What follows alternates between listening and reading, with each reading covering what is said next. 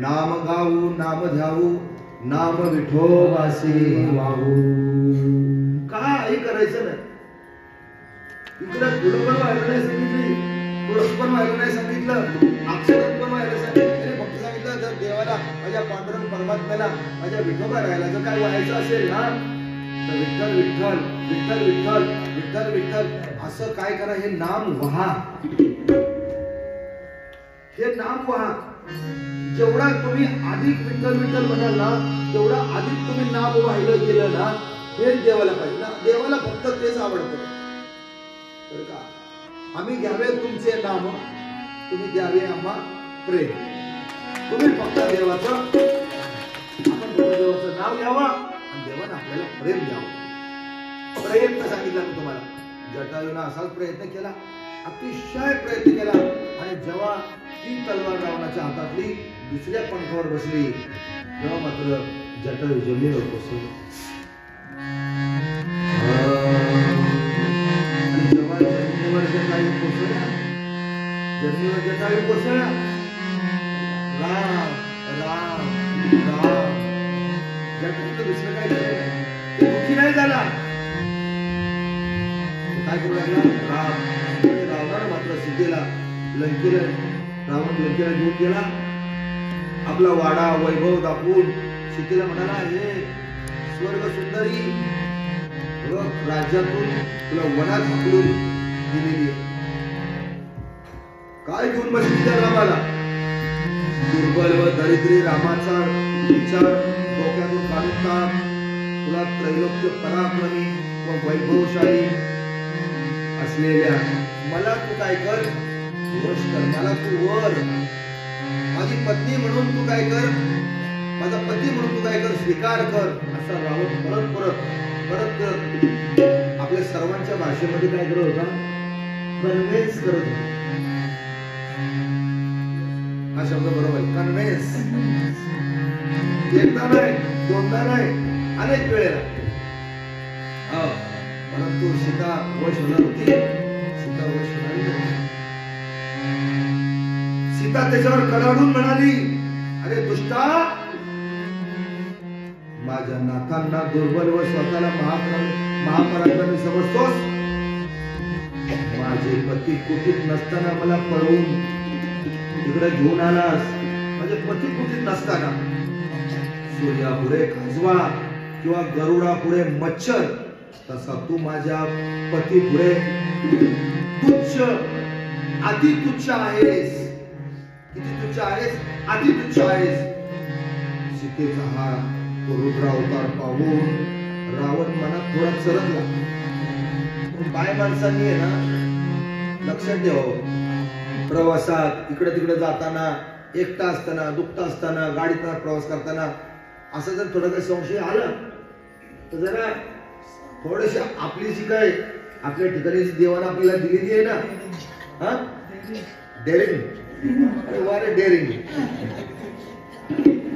Daring वाली बसली समोर.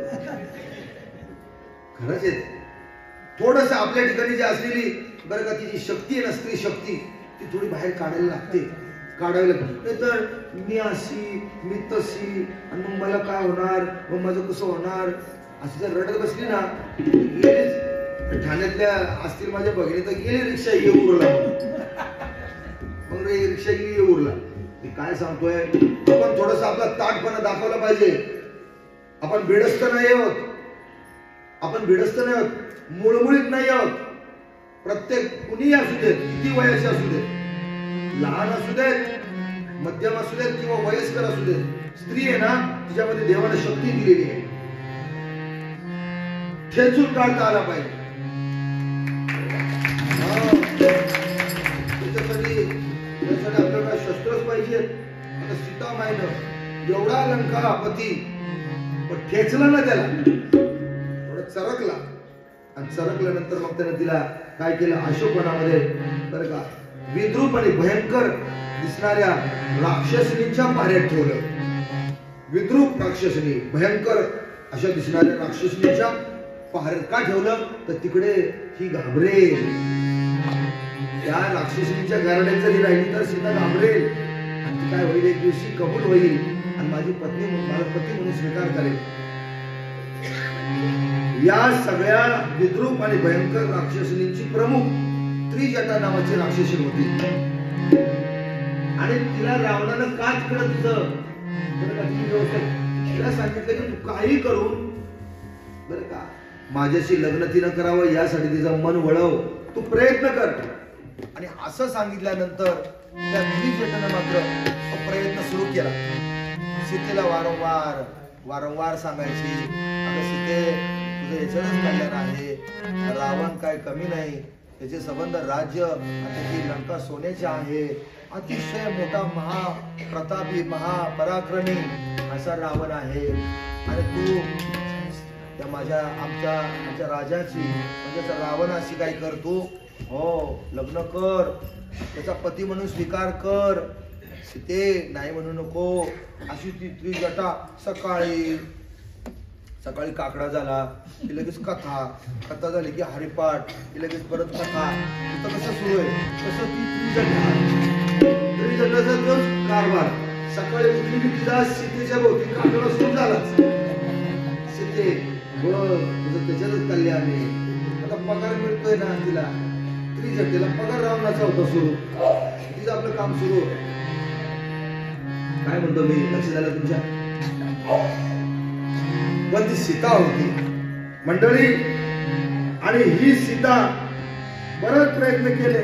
सीता काही सीतेनं केलेल्या भलत्या आरोपामुळं इकडं प्रभू राम आणि लक्ष्मण हे जेव्हा परत माघारी आले पर्णकुटीवर, फार विवळ झाला होता लक्ष्मण, फार विवळ.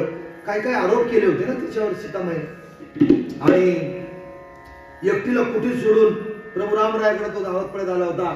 प्रभू रामरायाने बघितलं लक्ष्मण इकडं, अरे तू इकडं कसा, तुला मी काय सांगितलं होतं, तू सीतेच्या पासून दूर जाऊ नकोस, तू माझ्याकडे कशासाठी आलास, मी तुला निक्षूळ सांगितलं होतं की इकडे यायचं नाही.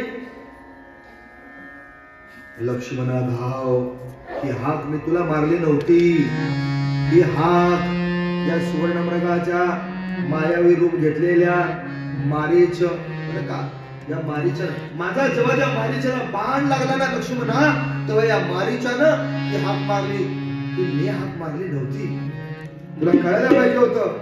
आणि यावर मात्र मग लक्ष्मणानं बरं का आपलं मुख उचकटलं, आपलं तोंड उघडलं आणि सांगितलं, सीता वहिनींनी माझ्यावर केलेले गलिच्छ आरोप व मी तुझ्यामध्ये तिला धावून न आल्यास तिनं दिलेलं, तिनं काय दिली, जर नाही गेलास ना माझ्या प्रभूच्या मदतीला तर मी आत्महत्या करेन तुझ्या समोर. आता बाय माणसं काय घालतील आठ, काय करतील, पण पुरुष ना त्याला बदला नाही पाहिजे.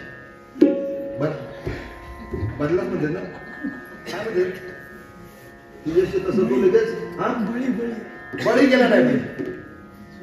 कुठल्याही पुरुषानं लगेच स्त्रीच्या समोर आहे ना हे करू नये, ताट राहिलं पाहिजे. तर मी असं करीन, मी तसं करीन, काय माझं एवढं कंप्लेंट आली, कंप्लेंट अशी आली सांगतोच. कथा बिथा माहिती झाली कुठेतरी झाली, तो पुरुष आला पाहिजे. बऱ्याच वेळेला भगिनीची कंप्लेंट येते, त्यावेळेला पुरुषाची कंप्लेंट आली. म्हणजे काय करू सांगू तुम्हाला, काय झालं काय म्हणजे तुम्ही कथेला तर रोज गाडीने येता गाडीने जाता, सगळं काय व्यवस्थित आहे. म्हणजे काय सांगू तुम्हाला, न सांगण्यासारखी गोष्ट मी तुम्हाला सांगायची मला, पण माझी इच्छा होत नाही, माझं मन होत नाही, एवढं सांगा ना.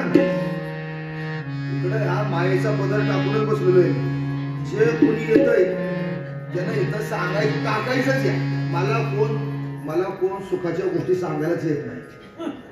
माझं असं झालं, माझं तसं झालं, माझं हे होतंय, माझं ते होत.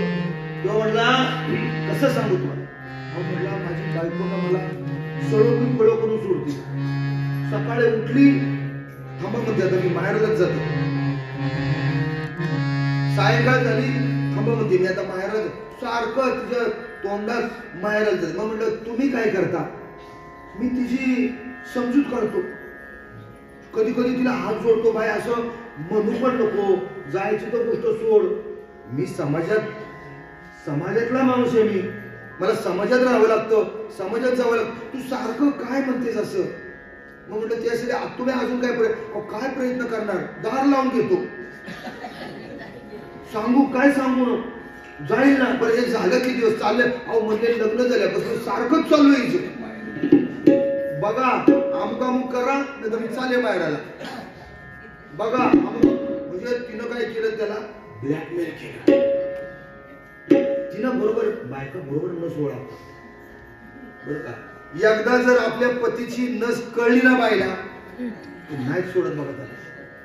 म्हणून काय करावं लागतं, ती नाडी कळली नाही पाहिजे किती ठोक्याची आहे. माफ करा मला, तुमच्याबद्दल नाही बोलत, तुम्ही सगळ्या तुम्ही शिकवल्या. पण तेव्हा मला म्हणाला, म्हटलं आता ह्याच्यावर काय, त्याला काय सांगू? हरिपाटकर सांगू का काकडाकर सांगू, काय सांगू काय? तर मी त्याला असं म्हणालो की आता जर उद्या परवा कधी जर तुमची बायको तुम्हाला तशी म्हणाली ना, तर तुम्ही काय करायचं, तिचा पेटारा काढायचा. बॅग असतात बायांच्या, तूच बॅगा काढायच्या आणि त्या सगळ्या साड्या दागिनं तिच्या एकदा बॅगेत भरायचे आणि फोन करायचा रिक्षावाल्याला, टॅक्सीवाल्याला, चल रे बाबा रिक्षा घेऊन या. आणि त्याला रिक्षावाला सांगायचं माझ्या बायकोला माहेरी घेऊन जायचं. टॅक्सीवाल्या ती म्हणाली ना मी माहेरला जाईन, पिटी तिची बॅगच काढायची. मग म्हटलं अहो मी इतक्या वर्ष सांभाळलं तिला, मी तिला कशी तरी समजून काढून तिला मी घरात ठेवलं आणि तुम्ही महाराज उलट सांगता तिला पाठवून द्यायची आणि त्यासाठी मी पुढं करून घ्यायचं. तुम्ही करून तर बघा. चल म्हणायचं मी तुला स्टेशनला सोडायला येतो, करून तर बघा. मग म्हटलं काय करून बघा, काय नाही करून बघा. तू गेला, गेल्यानंतर 2-3 दिवसानं घटना घडलीच. मला फोनच आला, महाराज काय कर म्हणलं, बॅग काढ. बॅग काढली तर साडेपुढे भरल्या. चल बाय म्हटलं तुझं आता बरेच वर्ष चाललंय, माहेरला जायचंय. माहेर तो तरी एकदा कायमची चलच तू, तुला सोडतो. बाय कुठं करत बाहेर पडते. त्यानं बॅग काढली, गाडी आली दरवाज्यात. नाही तू आता चलत. मला फोन केला परत. म्हटलं काय करायचं आता? म्हणजे काय झालं, तू बाहेर वडून बाहेर काढ म्हणलं. एकदा तिचा हट्ट तू म्हटलं काय कर, पुराच कर. कोण जात नाही, कोण जात आहे कळलं पाहिजे. तसा सीतेनं हट्ट केला, नाही तू जा. आणि तो हट्ट लक्ष्मणानं पुरवला. लक्ष्मण निघून आला. काय झालं, संकटात सापडलं. प्रभू रामरायाने सांगितलं काय असू दे, चूक तुझी आहे, तू हलायलाच काय पाहिजे होत. मी काय करेन म्हणली, आत्महत्या करेन, करू दे. हा मुद्दा तिथं होता. मी आत्महत्या करीन लक्ष्मण म्हणाला, असं मला म्हणाल. माझी वहिनी म्हणाली मंडळी, आणि आत्महत्येची मला धमकी दिली. प्रभू रामरायांना ही माहिती दिल्यानंतर प्रभू रामराय आणि लक्ष्मण जेव्हा पर्णकुटीवर आले, फार चिंता वाटू लागली दोघांना. चिंताग्रस्त मनस्थितीत बरं का ते त्या कुटीच्या इकडं पाहतायत तिकडं पाहतायत. सगळी चौध धावपळ दोघांची. सीतामाई कुठे गेले असतील, काय झालं असेल बरं का. आणि मग ते दोघे जण तिचा शोध घेत घेत गोदावरीच्या काठावर आले. आणि तिकडं त्या गोदावरीच्या काठावर पुढे आले ना, ते कुठं आले, टाकेतला. शोधत शोधत आणि तिकडं बघितले तर इकडे एक पंख पडलेला आहे एका पक्षाचा, तिकडं पंख आणि राम राम असा आवाज येतोय. प्रभू रामरायांच्या लक्षात आलं की इथं काहीतरी गडबड दिसते. आणि प्रभूंनी राम म्हटल्याबरोबर हा माझा जटायूच आहे, हा माझा कोण आहे, माझा भक्त जटायूच आहे. आणि असा पडलेला जटायू प्रभू राम गेले, त्याचं शिरकमल घेतलं आपल्या मांडीवर जटायूचं, आणि जटायू बोलू लागला सगळी घडलेली हकीकत. प्रभू रामरायाला सांगितले, मी निकालीची झुंज देत होतो, मी निकालीची झुंज देत होतो. मी काही करून त्या राक्षसाला तिकडेच खाली पाडण्याचा प्रयत्न करत होतो, पण मी रक्तबंबाळ झालो. आणि त्यानं त्याच्या स्वतःच्या खडगानं माझे पंख काय केले, छाटले गेले. त्यामुळे मी काही करू शकलो नाही. मला फार अपमानास्पद वाटतंय की मी आपल्या सीतामाईची मुक्तता सुटका करू शकलो नाही. प्रभू मला क्षमा करा. आणि असं वाईट वाटल्यानंतर, असं सांगितल्यानंतर बरं का, पहिली गोष्ट म्हणजे कुठल्या दिशेला पळवून नेली हे त्यानं जटायूला सांगितलं.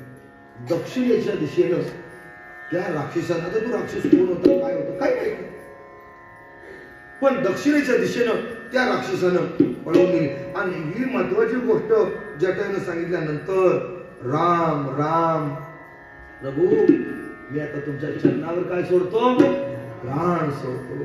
आणि असं म्हणून जटायूनं प्रभूच्या चरणावर प्राण सोडला. रघुपती राघव